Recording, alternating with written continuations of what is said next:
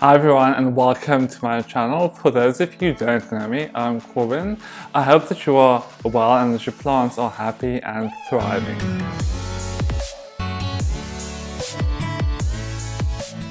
So today is all about my Anthurium Scherzerianum. This is my Anthurium Scherzerianum Lindsay.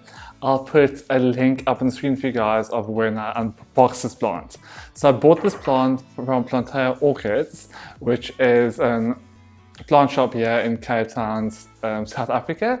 And I actually have two of these plants because here I have Anthurium Scherzerianum bright orange, which I also recently got from Plantea Orchids. So Anthurium Scherzerianum was described by Heinrich Wilhelm Schott in 1857. He was the director of the Imperial Gardens of Vienna. He was also a specialist in the Araceae family, which includes Anthuriums, Philodendrons, Spathiphyllums, Monsteras, really so many of the popular houseplants that we enjoy today.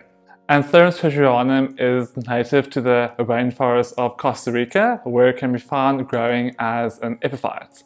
I've actually found that this plant is slightly easier to care for than Anthurium Andraeanum, and from a plant styling point of view, it's the perfect plant to display on a coffee table or on a dining room table because of its compact growing habits, like you can see with the small one here. So my bigger plant lives upstairs on one of the lower shelves in my office where it gets bright indirect light, and my smaller plant I place on my desk. I've actually found that these plants do not require as much light as Anthurium Andraeanum to get into flowers. It can be the perfect plant for you if you've struggled to get Anthurium Andraeanum into flower. I water these plants about once a week because they do grow upstairs in my office where it is warm and sunny, so they do dry out quite easily. So it's like best to just check your plant regularly to see if it's drying out or not. If your plant is of course slightly pot bound, it will require more watering than if your plant has recently been repotted into fresh growing media. I planted this plant in a very well draining mixture of cococoya, mold bark and sphagnum moss, which recreates its natural growing environment.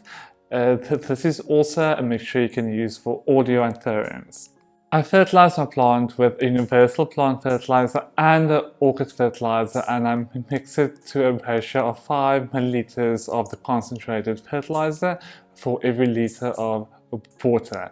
And I apply this fertilizer about twice a month. I haven't noticed any pests on my plant as of yet, but they can be susceptible to spider mites, mealybugs and thrips. It's always better to deal with an infestation as quickly as possible. I like to use alcohol as kind of a spot treatment at the beginning stages of an infestation, but later on I also like to use systemic insecticides. There are also organic methods you can use like neem or dishwashing soap. Thank you for joining me. If you have any questions, please leave them in the comment section below. If you like this video, please give it a thumbs up and please subscribe to see more videos like these.